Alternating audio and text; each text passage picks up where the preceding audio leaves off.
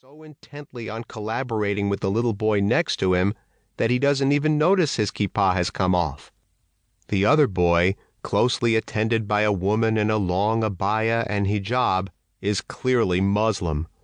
The boys play together, sharing crayons and comparing creations as though nothing, not religion, not cancer, not politics or war, could get in the way. For a liberal American Jewish pediatric oncologist at the start of his career, it's the Zionist dream come true. And it's for this that I've made Aliyah, moving to Israel from the United States. It's March of 2007, it's my first day on the job, and I'm eager to begin. I hurry past the boys, on my way to meet with my first patient. Though unhappy families may indeed be unhappy in their own way, my experience has been that when it comes to children facing life-threatening illnesses, unhappy families often actually have a great deal in common.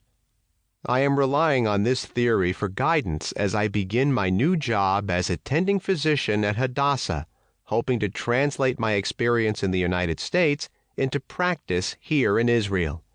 Despite the obvious cultural differences, I figure the common language of illness will provide a bridge to ease me into my new environment.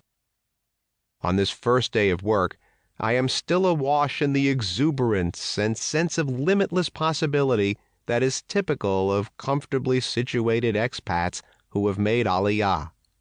As my patient and her parents walk into the exam room, before even a word is exchanged, I recognize the familiar tension from so many similar situations I'd experienced in New York. I glance down at my patient's chart. Lena, a 17-year-old Israeli Arab, has been having increasing pain in her left leg over the past 2 months. A recent X-ray showed what looked like a mass, and a biopsy has now determined that Lena has osteosarcoma, a malignant tumor of bone. There is no evidence that the tumor has spread elsewhere, so her prognosis is relatively good, about a 70% chance of long-term survival. But the treatment will be far from simple, and the outcome far from certain. Lena and her parents have come here today to hear the results of all the recent testing. They have undoubtedly gathered hints from previous meetings with my colleagues that this may turn out to be cancer. After all, they have come to a place called Department of Pediatric Hematology Oncology.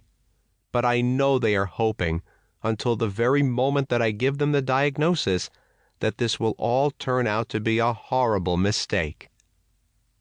My role at Hadassah is to oversee the care of children with sarcomas, which are any one of a myriad number of solid tumors that form in such areas as the bone, muscle, and connective tissue. Because this is my first day and I'm still getting oriented, I will be joined by the director of the department, Dr. Mickey Weintraub, who already met with Lena and her parents at her initial referral. I'm grateful for his presence.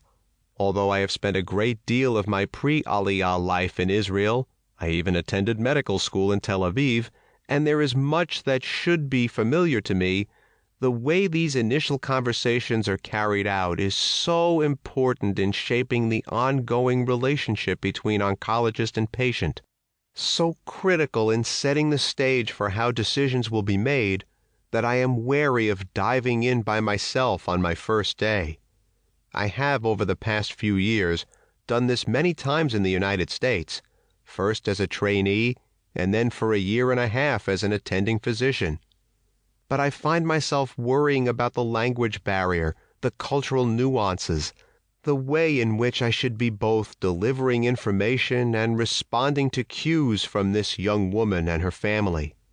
The intimacy of these discussions can be intense, and though this intimacy can be deeply rewarding, it can also be intimidating.